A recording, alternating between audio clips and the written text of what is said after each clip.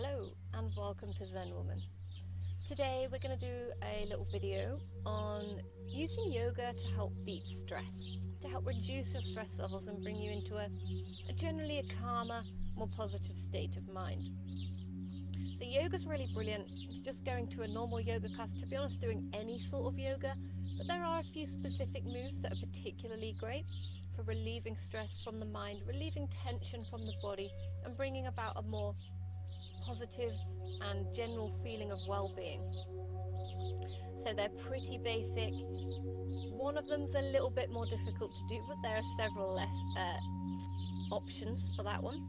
Sorry, my speech is gone today. So we'll get started with the variations and with the moves, and hopefully these help you to de-stress and have a more balanced life. Okay. So gently bringing yourself onto all fours into table pose, weight evenly distributed between hands and feet. And we're going to come into some cat-cow. So feel cat-cow as you inhale, bringing the head and the tailbone back. As you exhale, tucking under. So taking the spine to the full extension, both ways. And how this works in relieving stress is that it relieves tension through the spine, which is where we store a lot of our stress, through the spine and through the shoulders. And also because as we do this, as we inhale and arch, exhale and tuck under, we're focusing the mind on the breath. Having the breath for the mind to focus on means that we can leave the worries behind for a little while. It helps us to come more into the moment and leave the stresses behind us. So you'll breathe here at your own pace.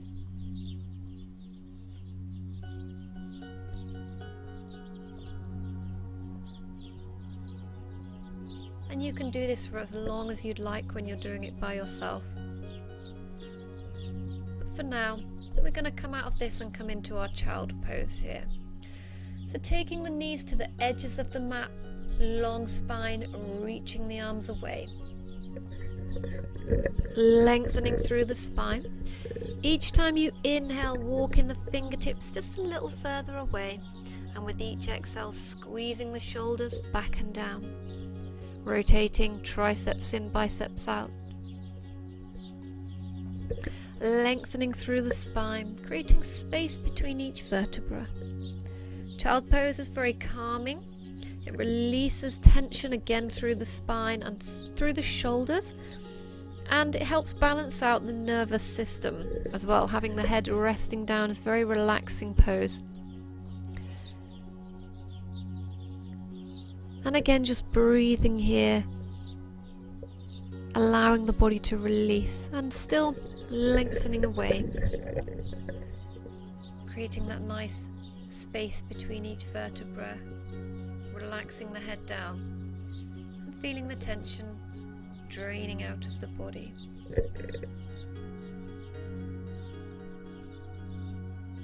Realigning through the spine. And again, you can stay here for as long as you like when you do this.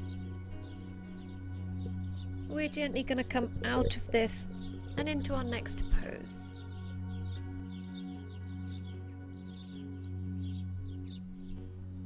So the next pose is eagle pose. From a standing position, bringing the weight into one leg.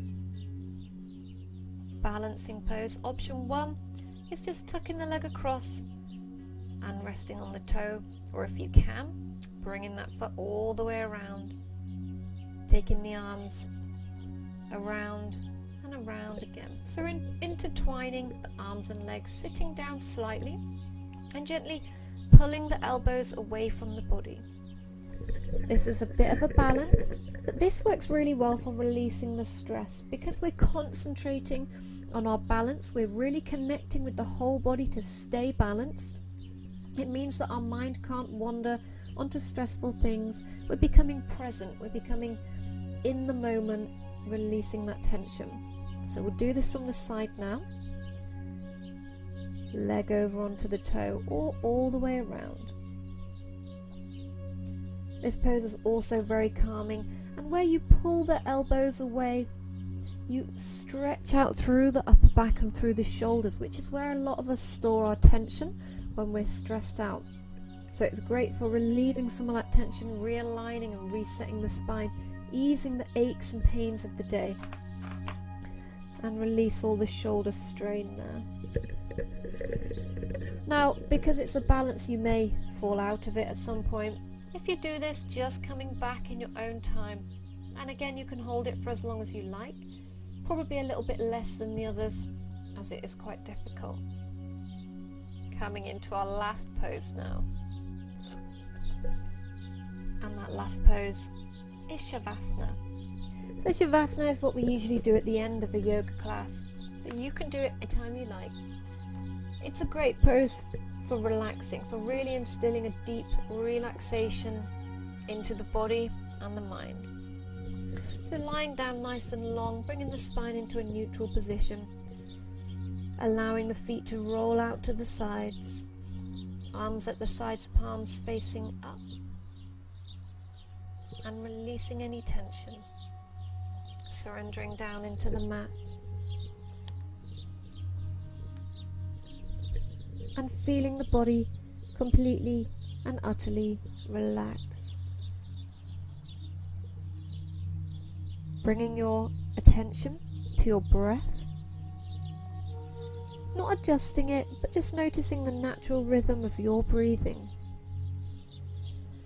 Each inhale and exhale, the rise and fall of the abdomen, expansion and contraction in the chest. Noticing the weight of the shoulders in the mat and how that increases as you inhale. How the spine gently moves as you breathe. And how the air is slightly cooler on the inhale and slightly warmer on the exhale. Really relaxing into your mat, surrendering all the tension, stresses and strains.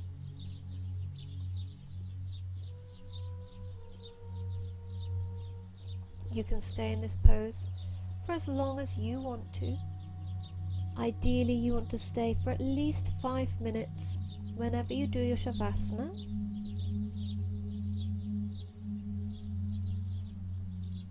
It really gives the body time to sink down, feeling the body completely surrender down into the floor.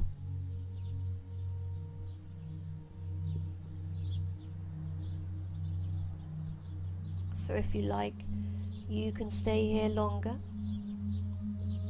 in your Shavasana for as long as you need. The video is going to end shortly. So I'll thank you now for listening and watching, and I really hope these moves help to de-stress you. Feel free to contact us with any queries or comments. Thank you for listening and watching. We'll see you in the next video. Enjoy the end of your Shavasana.